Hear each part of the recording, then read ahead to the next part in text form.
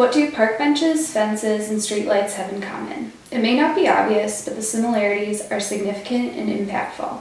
Each of these items is something we see or use in our everyday lives.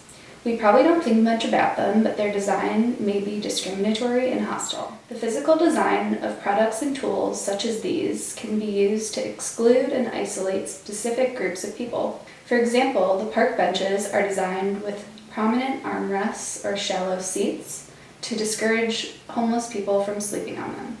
Discriminatory design may seem innocuous or even helpful at times. Although streetlights may provide security when walking at night, they have also been useful to deter nighttime gatherings that could lead to resistance to the government in power. Additionally, walls, fences, and highways have been built to separate wealthy communities from poorer areas.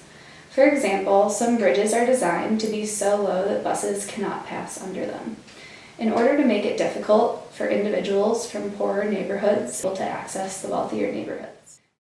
Many aspects of design and architecture we take for granted or pass by these structures without giving much thought to anything but their obvious purpose.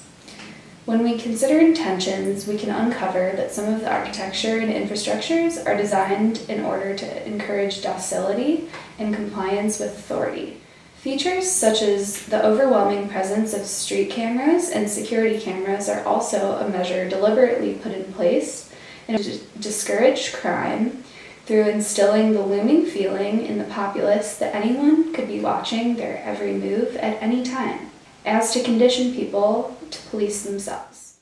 Discriminatory design can be seen not only in public places such as park benches and streetlights, but also in private and governmental spaces, including medical campuses, university campuses like the DePaul Lincoln Park University campus, public schools, prisons, and essentially any public institutional building. Many features built into the design of public buildings are built to encourage docility of minds and bodies.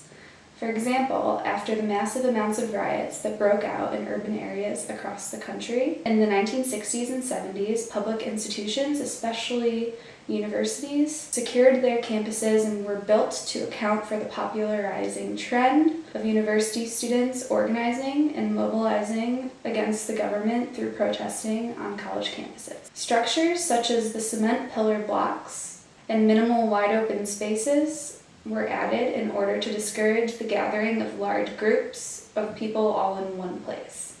The cement pillars were also meant to segment masses of people in order to make student groups easier to control during acts of civil disobedience.